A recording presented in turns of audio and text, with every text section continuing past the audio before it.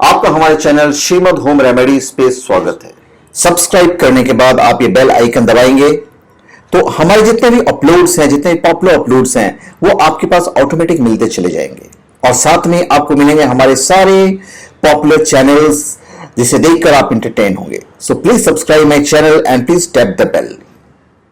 आप सबका हमारे चैनल पे स्वागत है और हम आपको बताएंगे कि नवग्रहों में गुरु ग्रह के मंत्र, व्रत विधि और उसके करने के लाभ क्या है, ये हम आपको बताने जा रहे हैं।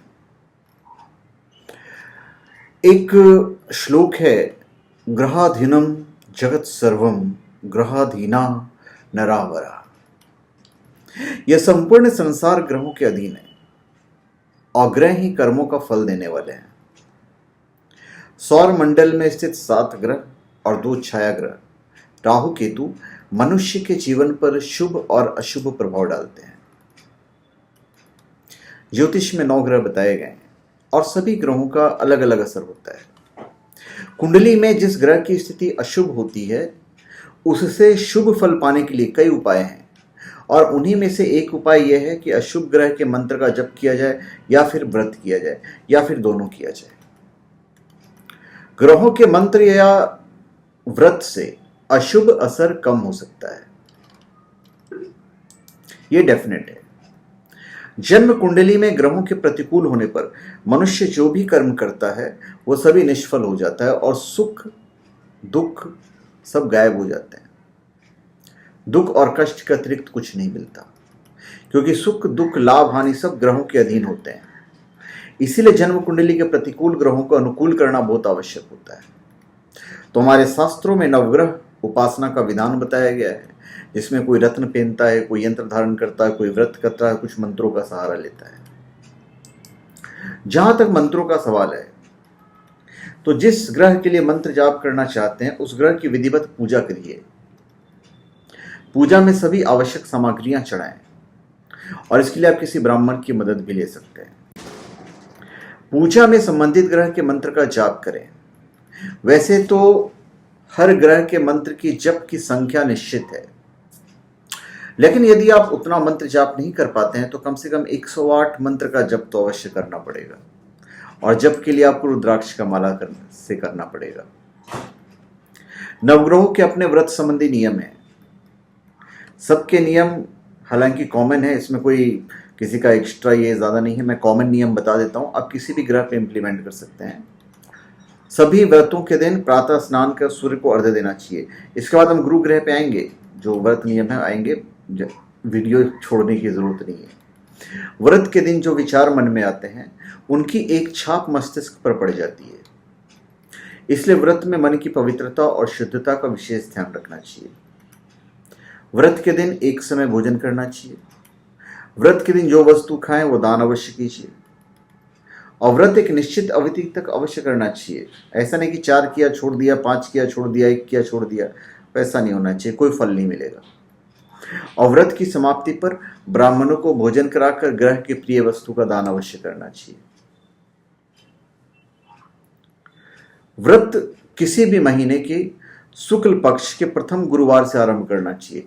बृहस्पति का व्रत की बात कर रहे हैं, गुरु की मंत्र की बात कर रहे हैं। जप का जो समय है वो है संध्या और जप की जो संख्या है वो है 19,000 और हवन समिधा है अश्वत्थ। इस मंत्र के जप से सुखद वैवाहिक जीवन, आजीविका और सौभाग्य की प्राप्ति होती है। यश, स्थिर लक्ष्मी और विवाह के लिए भी बृहस्पतिवार का मंत्र किया जाता है। बृहस्पतिवार के दिन पीले वस्त्र धारण कर मस्तक पर हल्दी या केसर का तिलक लगाकर ओम ग्राम ग्रीम ग्रौं सह गुरुवे नमः, ओम ग्राम ग्रीम ग्रौं सह गुरुवे नमः। मैं मंत्र डिस्क्रिप्शन बॉक्स में भी लिख दूंगा, प्रॉब्लम नहीं होगी आपको। और मंत्र की 16, 5 या फिर 3 माला का जाप कीजिए, जितना भी हो सके, 16, 5, 3। यदि इन तीनों में से आप नहीं कर पाए तो फिर तो अब मैंने आपको ऑप्शन बताया हुआ है 108 का। इस व्रत में बेसन, घी और चीनी आदि से बना भोजन किया जाए तो ज़्यादा अच्छा रहेगा। और वैसे आप फलाहार करें तो और बेहतर रहेगा। विशेष रूप से बेसन के लड्डू या हल्दी से बनाए पीले चावलों का भगवान को भोग लगाकर तब स्वयं ग्रहण करना चाहिए। नमक पूर्णतः वर्जित है। ऐसा नहीं कि आपने सेंधा नमक खा लिया, कोई नमक, कुछ भी नमक नहीं खाना है। व्रत का फल यह है कि व्रत गुरु ग्रह के अशुभ प्रभाव को दूर कर विद्यार्थियों को विद्या, धनार्थी को धन और यश की कामना करने वाले को यश प्रदान करता है। आपको जो चाहिए आप उस कामना से कीजिए, आपको फल की प्राप्ति होती है। अविवाहितों द्वारा व्रत करने से उनका शीघ्र विवाह हो जाता है। बृहस्पतिवार का व्रत कब तक करें? अब बृहस्पतिवार का व्रत 3 वर्ष या फिर 1 वर्ष या फिर कम से कम 16 बृहस्पतिवार तक जरूर करना चाहिए। जब व्रत का अंतिम गुरुवार हो तो गुरु मंत्र से हवन करके ब्राह्मण को भोजन कराइए और दान दीजिए। तो ये मैंने आपको गुरु का बता दिया कि नवग्रहों में शुक्र ग्रह के मंत्र, व्रत विधि और फायदे क्या होते हैं। ज्योतिष में 9 ग्रह बताए गए हैं और सभी ग्रहों का अलग अलग असर होता है। एक श्लोक है, ग्रहाधीनम जगत सर्वाम ग्रहाधीना नरावरा। यह संपूर्ण संसार ग्रहों के अधीन है। ग्रह ही कर्मों का फल देने वाले हैं। सौर मंडल में स्थित 7 ग्रह और 2 छाया ग्रह राहु केतु मनुष्य के जीवन पर शुभ अशुभ प्रभाव डालते हैं। जन्म कुंडली में ग्रहों के प्रतिकूल होने पर मनुष्य जो भी कर्म करता है वो सभी निष्फल हो जाता है और दुख और कष्ट के अतिरिक्त कुछ नहीं मिलता, क्योंकि दुख, सुख, लाभ, हानि सब ग्रहों के अधीन है। कुंडली में जिस ग्रह की स्थिति अशुभ होती है उसे फल पाने के लिए कई उपाय हैं और इन्हीं उपायों में से एक उपाय है अशुभ ग्रह के मंत्र का जप किया जाए या फिर व्रत किया जाए या फिर दोनों किया जाए। ग्रहों के मंत्र जप या व्रत से अशुभ असर कम हो सकता है, ये फायदा है। इसीलिए जन्म कुंडली के प्रतिकूल ग्रहों को अनुकूल करना बहुत आवश्यक है और इसके लिए शास्त्रों में नवग्रह उपासना के विधान बताए गए हैं, जिसमें कोई रत्न धारण करता है, कोई यंत्र धारण करता है, कोई मंत्र करता है तो कोई मंत्र पढ़ता है। नवग्रहों के व्रत संबंधी नियम सारे ग्रहों के लिए कॉमन जैसे ही हैं, इसलिए बता देता हूँ, आप कहीं भी इम्प्लीमेंट कर सकते हैं। और शुक्र ग्रह पे तो हम आएंगे ही। मुख्य शुक्र ग्रह जो है, देखिए सभी व्रतों के दिन प्रातःकाल स्नान करके सूर्य को अर्घ्य देना होता है। व्रत के दिन जो विचार मन में आते हैं उनकी एक छाप मस्तिष्क पर पड़ जाती है, तो इसलिए व्रत में मन की पवित्रता और शुद्धता का विशेष ध्यान रखना चाहिए। व्रत के दिन एक समय भोजन करना चाहिए, जहां तक हो सके फलाहार करें तो बहुत अच्छा है। नमक नहीं हो, बिल्कुल नहीं हो। नमक एक तरह से वर्जित ही रहता है सारे ग्रहों में। और व्रत एक निश्चित अवधि तक अवश्य करना चाहिए। ऐसा नहीं कि आपने 4-5 बार कर लिया हो गया, एक बार करके छोड़ दिया, वैसा नहीं होना चाहिए। और व्रत की समाप्ति पर ब्राह्मणों को भोजन कराकर ग्रह की प्रिय वस्तु का आपको दान करना है। जहां तक मंत्र का सवाल है तो जिस ग्रह के लिए मंत्र जाप करना चाहते हैं उस ग्रह की विधिवत पूजा करें। पूजा में सभी आवश्यक सामग्रियां चढ़ाएं और इसके लिए किसी ब्राह्मण की मदद ली जा सकती है। पूजा में संबंधित ग्रह के मंत्र का जप करें।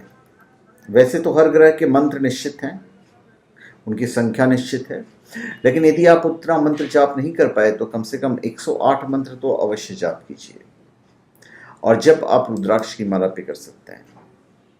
शुक्रवार का जो व्रत है वो सुख, सौभाग्य और ऐश्वर्य देने वाला होता है। इसमें जो जप समय है शुक्र का वो है सूर्योदय और जप संख्या है 16,000। मंत्र भी हम आपको बता देंगे। हवन समिधा है कुटुंबर।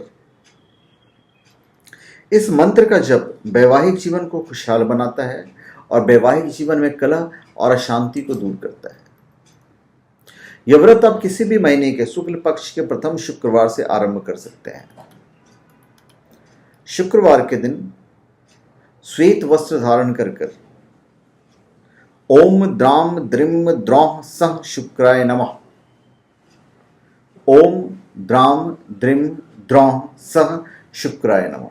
यह मंत्र डिस्क्रिप्शन बॉक्स में हम आपको लिख देंगे ताकि आपकी प्रोनाउंसिएशन गलत नहीं हो। और इस मंत्र की 21, 11 या फिर 5 माला का जाप अवश्य करें। अगर आप इतना नहीं कर सकते हैं तो फिर मैंने आपको ऑप्शन दिया हुआ है 108 दफा मंत्र पढ़ना, ओम द्राम द्रीम द्रौः सह शुक्राय नमः। जहां तक भोजन का सवाल है तो भोजन में चावल, चीनी, दूध, दही और घी से बनी वस्तुआं जो हैं वो खीर आदि भोजन का आप कर सकते हैं। नमक नहीं खाना है, नमक वर्जित है। दूध दही पे खाएं तो भी बहुत अच्छी बात है। फलाहार जितना रहे उतना ज़्यादा अच्छा है। अब इस व्रत का फल क्या है? इस व्रत को करने से सुख, सौभाग्य और ऐश्वर्य की वृद्धि होती है। अविवाहितों का विवाह कराकर स्त्री सुख मिलता है।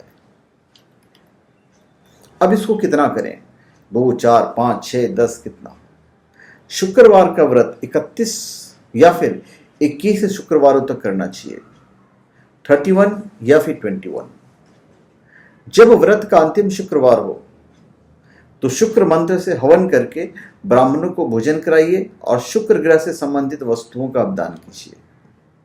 तो आपका शुक्र ग्रह से रिलेटेड जो व्रत है वो आपका संपन्न होगा। तो धन्यवाद, आप सबका हमारे चैनल पे स्वागत है। आप हमारे चैनल पे सब्सक्राइब करें और अपने कमेंट दीजिए, और हम चाहेंगे यदि आपको हमारी वीडियो अच्छी लगे तो आप उन्हें शेयर कर दीजिए। धन्यवाद।